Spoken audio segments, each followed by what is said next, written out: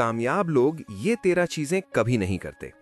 लेकिन पहले मुझे तुमसे एक सवाल पूछना है। कभी ऐसा हुआ है कि तुम रात को नींद नहीं आ रही, आंखें बंद हैं लेकिन दिमाग बंद नहीं हो रहा? और उस वक्त तुम क्या सोच रहे होते हो? कोई पुरानी बात, कोई गलती, कोई ऐसा मोमेंट जब तुमने कुछ कहा और बाद में सोचा कि काश नहीं कहता, या वो दिन याद आ जाता है जब तुमने कुछ ट्राई किया और फेल हो गए और फिर तुम अपने आप से पूछते हो कि मुझसे कुछ नहीं होगा।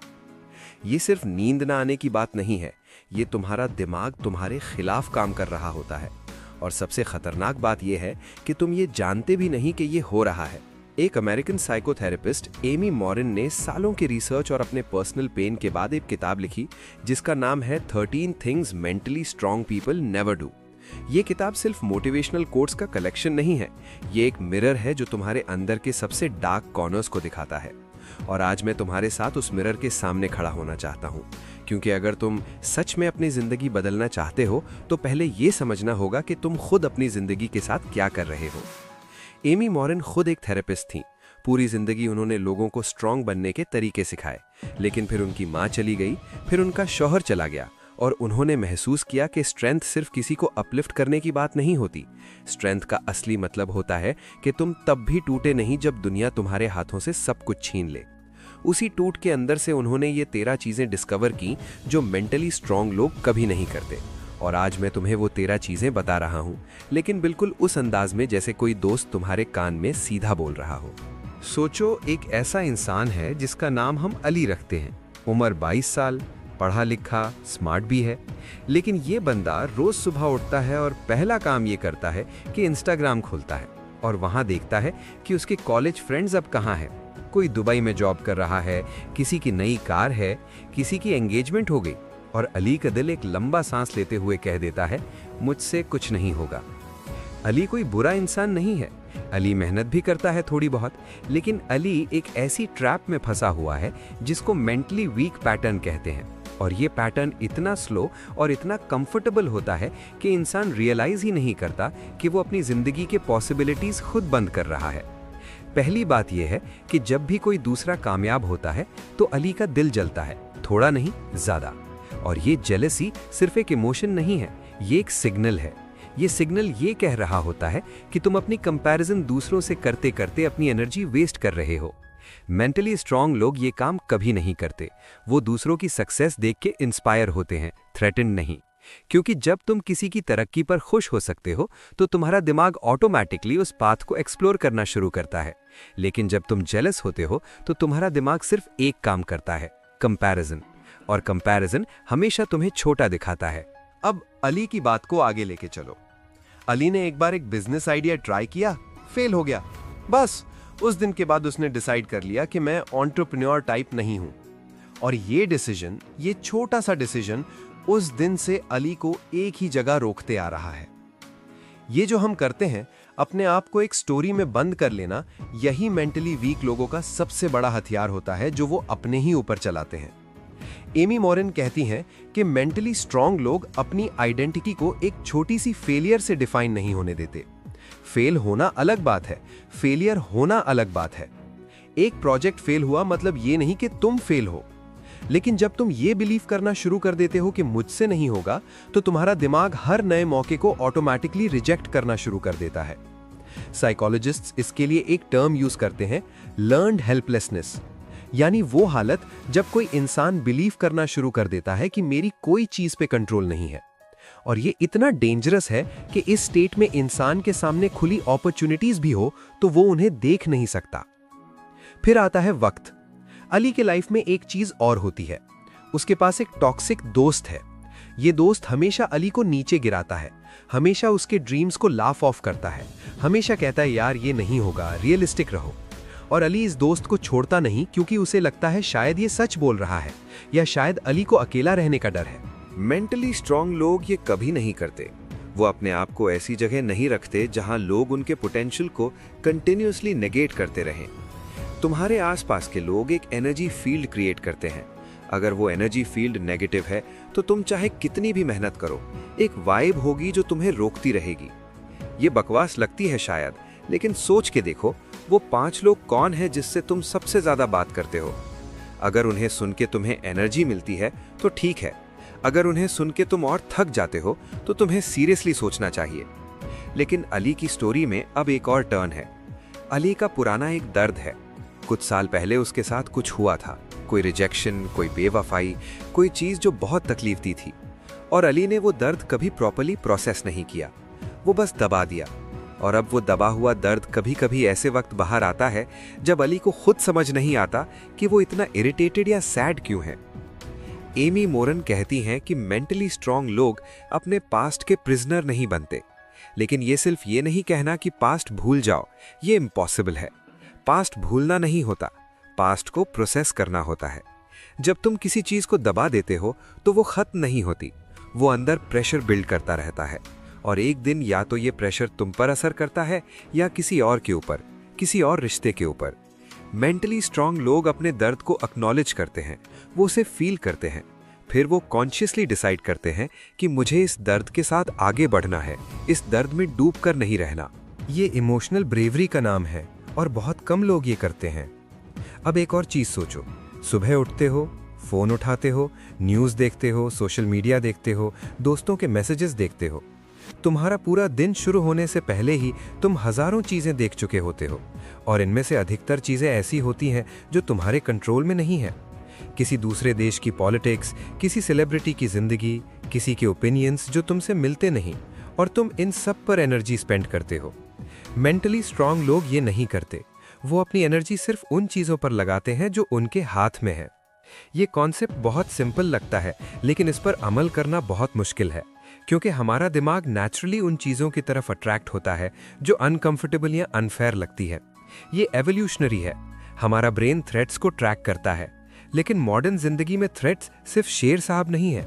थ्रेट्स अब नोटिफिकेशंस हैं, ओपिनियंस हैं, रूमर्स हैं, और जब तुम इन पर अपनी मेंटल एनर्जी स्पेंड करते हो तो जो एनर्जी एक्चुअल गोल्स के लिए चाहिए वो ड्रेन हो जाती है। एक और एंगल सोचो, तुमने कभी किसी से माफी मांगी हो और उसने तुम्हें माफ नहीं किया, या तुमने बहुत मेहनत की और रिजल्ट नहीं मिला। ऐसा होता है, और इस पर तुम्हारा कोई कंट्रोल नहीं था, लेकिन जो तुम्हारा कंट्रोल में है वो है तुम्हारा रिस्पॉन्स। मेंटली स्ट्रांग लोग अपने रिस्पॉन्स को कंट्रोल करते हैं, आउटकम्स को नहीं। अब बात करते हैं एक चीज की जो शायद मोस्ट टॉक्सिक है। ये चीज है चेंज का डर। अली ने कभी नहीं सोचा कि वो जॉब छोड़ेगा, चाहे वो जॉब उसे बहुत अनहैप्पी करती हो, चाहे वहां उसकी पोटेंशियल वेस्ट होती हो, चाहे रोज सुबह उठने का मन ना हो।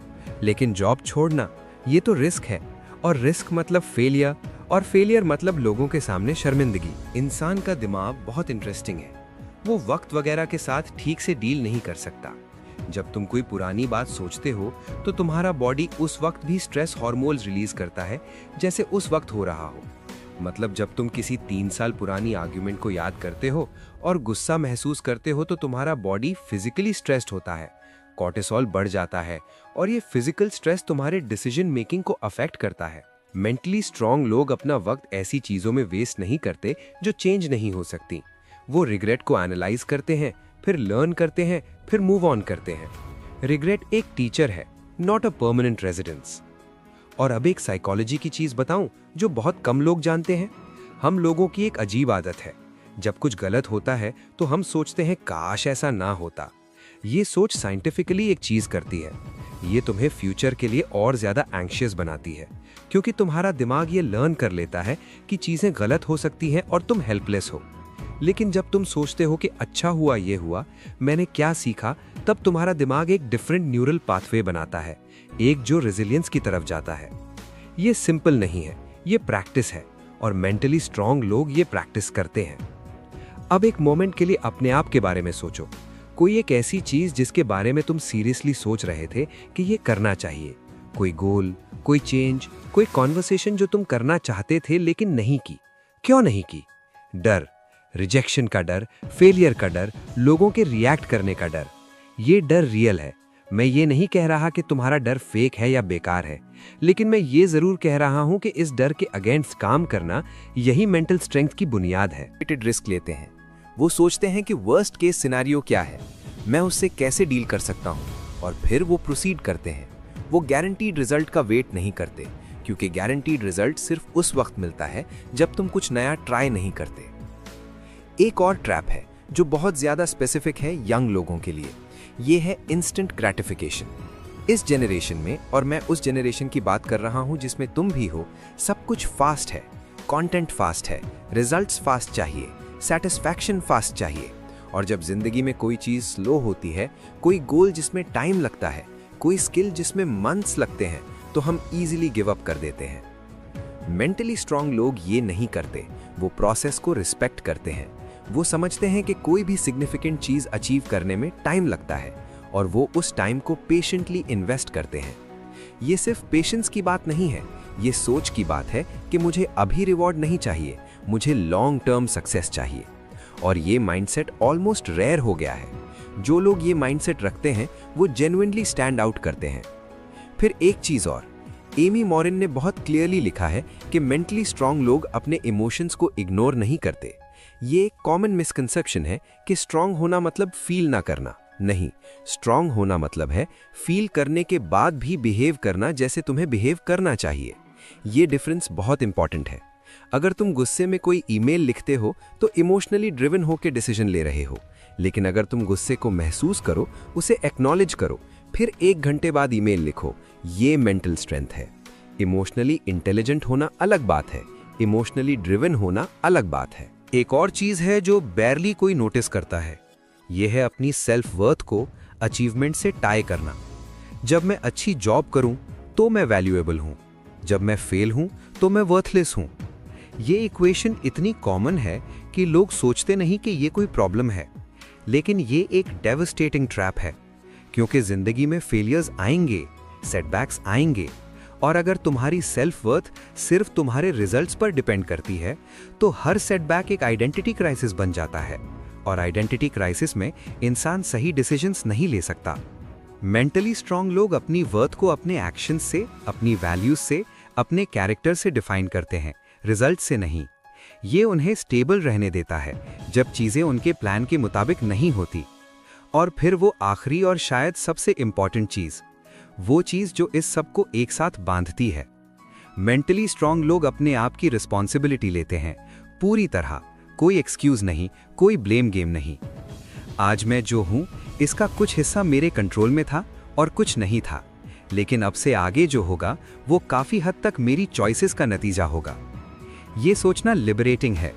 बहुत लोग इसे स्कैरी समझते हैं, क्योंकि रिस्पॉन्सिबिलिटी का मतलब है अगर मैं फेल हूं तो वो भी मेरी गलती है।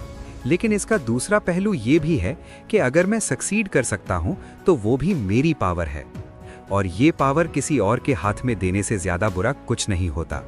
अब मैं तुमसे डायरेक्टली बात करना चाहता हूं। अगर तुम इस वक्त 16 साल के हो या 25 के या 30 के, ये वक्त तुम्हारी जिंदगी का सबसे ज्यादा इंपॉर्टेंट टाइम है। ये वो वक्त है जब तुम्हारे पैटर्न्स फॉर्म हो रहे हैं। ये वो वक्त है जब तुम्हारे दिमाग की वायरिंग हो रही है।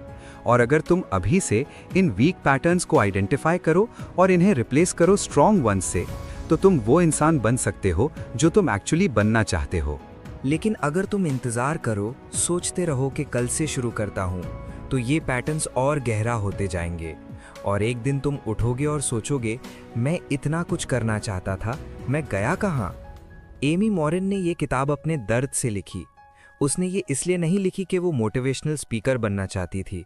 उसने ये इसलिए लिखी क्योंकि उसने खुद महसूस किया था कि क्या होता है जब तुम मेंटली वीक पैटर्न्स फॉलो करते हो, और उसने ये भी देखा कि क्या होता है जब तुम उन्हें कॉन्शियसली तोड़ने का डिसीजन करते हो। मेंटल स्ट्रेंथ एक गिफ्ट नहीं है, ये एक हैबिट है, ये एक चॉइस है, ये रोज की प्रैक्टिस है। और इस प्रैक्टिस का मतलब ये नहीं कि तुम कभी नहीं टूटते, मतलब ये है कि तुम टूट के फिर उठना जानते हो। हर वो बार जब तुमने अपने डर के बावजूद कुछ किया, वो मेंटल स्ट्रेंथ थी। हर वो बार जब तुम रो के भी अगले दिन काम पर गए, वो मेंटल स्ट्रेंथ थी। हर वो बार जब तुमने किसी की नेगेटिव बात को अपने ऊपर हावी नहीं होने दिया, वो मेंटल स्ट्रेंथ थी। तुम पहले से यहाँ हो, तुम ये सुन रहे हो, तुम पहले से इस पाथ पर हो। बस अब कॉन्शियसली चलना शुरू करो, क्योंकि जिंदगी तुम्हारा इंतजार नहीं करती, वक्त किसी का नहीं होता। और जो लोग आज वीक पैटर्न्स तोड़ने का फैसला करते हैं, वो कल वहां होते हैं जहां आज दूसरे लोग सिर्फ ख्वाबों में होते हैं। कामयाब लोग ये तेरा काम कभी नहीं करते।